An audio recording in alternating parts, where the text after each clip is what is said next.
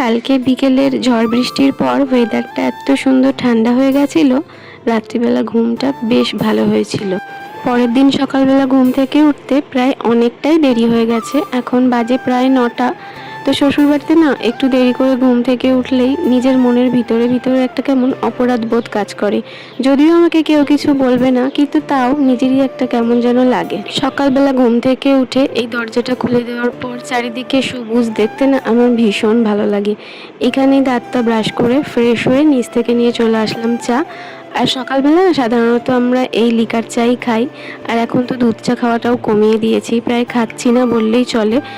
তারপরে ঘরবাড়ি পরিষ্কার করে নিলাম, আর আমার যেহেতু ছাদের সামনেই ঘর, তাই প্রায় 3-4 বার এরকম ঝাড়পোছ করতেই হয়। রান্নাঘর বা ঘরবাড়ি একটু অপরিষ্কার বা অগোছালো থাকলেই না আমার সত্যি একদম ভালো লাগে না, কেমন যেন একটা অস্থিরতা কাজ করে। অনেকেই হয়তো ভাবে এত গোছানোর কি আছে, একটু পরেই তো আবার নোংরা হবে, কিন্তু আমার কাছে না নিজের হাত দিয়ে প্রতিটা জিনিস জায়গায় গুছিয়ে রাখা, রান্নার শেষে চারপাশটা চকচকে করে ফেলার মধ্যে অন্যরকম একটা আনন্দ আছে।